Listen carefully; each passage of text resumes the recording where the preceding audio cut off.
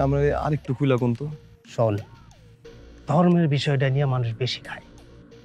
মজনু হইতেছে মুসলমান, আর ও করে জাল্লুয়ার কাম।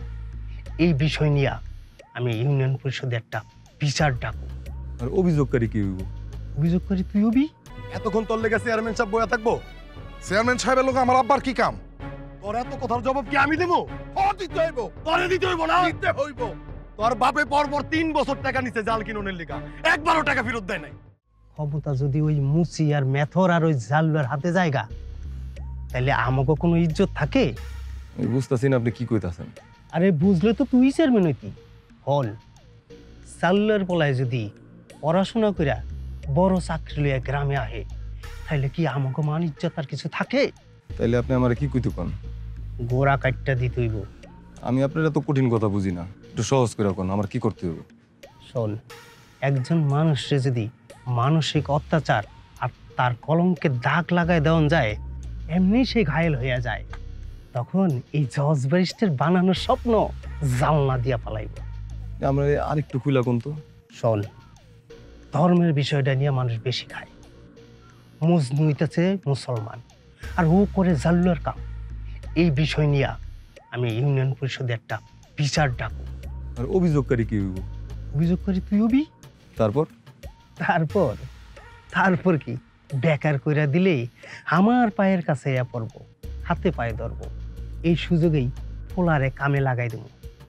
আর পোলারে কামে লাগালেই তো পড়াশোনা বন্ধ। আর চরিত্রের কালিমা? আগে বাপের সাইজ করে লই, পরে পোলারে দেহুম নেই। সময় অনেক আছে। আমার কাছে একটা তাজা খবর আছে, আপনার কামে লাগবে। তোর কাছে তাজা খবর? কি খবর? ওই পোলারে দেখি নদীর পাড়ে বইয়া একটা মাইয়া লইয়া ফুসুর ফুসুর কথা কয়। বাহ, এইটা দিয়ে তো পোলার চরিত্রে দাগ লাগান যাইব। রাখ, একটু অপেক্ষা কর, বাপের আগে শেষ করে লই। আমার কাছে না অপেক্ষা জিনিসটা ভাল লাগে না, সবকিছু গরম গরম করতে হইব। আরে গাছের গোড়া কাটলে আগা তো এমনিই আইব, তখন হাতের নাগালে পাবি, সাইজ মতো ডালপালা সাইড ঢালাইতে পারবি। ওরে বাবা রে বাবা, আপনার মাথায় কিন্তু অনেক বুদ্ধি।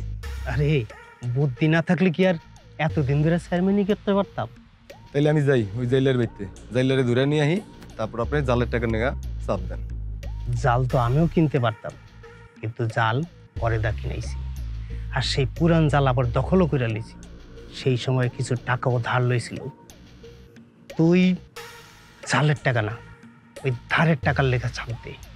না, আগে ওইটার জন্য চাপ দেন, একটু দুর্বল হইলে বড়টার লেগে চাপ দেবো, তখন বাড়িঘর সবকিছু আপনার। ঠিক আছে, তোর যেভাবে ভাল লাগে সেইভাবেই কর। তাইলে আমি গেলাম। যা।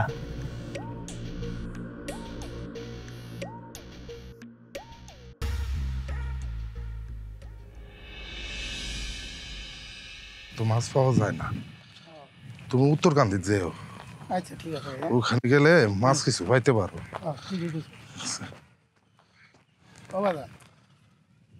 কলেজে ঠিক মতো ক্লাসটা করিয়েছে। ঠিক আছে, তুমি আমার পড়াশোনা নিয়ে কোনো চিন্তা করো না আব্বা। আমি বুঝে গেছি, আমগো মুক্তির পথ হলো একমাত্র পড়াশোনা। অভাব রে কোনোদিন ডরাইস না রে বাদান। অভাব হইলে আমাকে নিত্যদিনের সঙ্গী। ঠিক আছে আব্বা, তুমি তাহলে এখন কামে যাও, আমি সামনে যাই একটা অটোতে উঠে যাবো। তুই তো সাবধানে যাইস। ঠিক আছে, কামে যায় লাভ নাই, চেয়ারম্যান সাহেব তোরে ডাকতেছে, চল। এই এই মুখলিস মিয়া, আপনি আমার বাপের ধরছেন কেন? ছেড়ে দেন। আপনার আব্বার যদি কোনো অপরাধ থেকে থাকে আপনি আমার সাথে বলেন। ঠিক আছে চল, চেয়ারম্যান সাহেব তোরে ডাকতেছে। আমি মুখলে যাই পরে যাবো, আমার এখন কামের সময়। পরে গেলে তো মাছ পাবো না। এতক্ষণ তোর লেগে চেয়ারম্যান সাহেব বয়া থাকবো? চেয়ারম্যান সাহেবের লোক আমার আব্বার কি কাম? তোর এত কথার জবাব কি আমি দেবো? দিতে হইব, তোরে দিতে হইব না? দিতে হইব। তোর বাপে পরপর 3 বছর টাকা নিছে জাল কিনুনের লেগা, একবারও টাকা ফেরত দেয় নাই। আব্বা, মুখলিস মিয়া এটা কি করতেছে? হ্যাঁ, কি সত্য কইতাছে? হরে বাদান, কথা সত্য, কিন্তু টাকা দিতে পারিনি এই বলে চেয়ারম্যান সাহেব তো আমার 3টা জালি নিয়ে গেছে। তোর এত তাল বাহানা হুনুনের এত সময় নেই আমার, তুই এখন আমার লগে যাবি, চল। খবরদার হাত ছাইরা দে। চল চল, আয় আমি যা দেখি। আয়, তুইও আয়।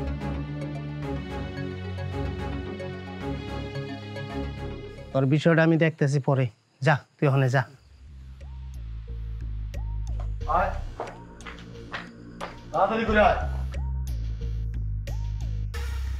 সব ধইরা লই আইছি আইতে চায় না জোর করে ধরে লই আইছি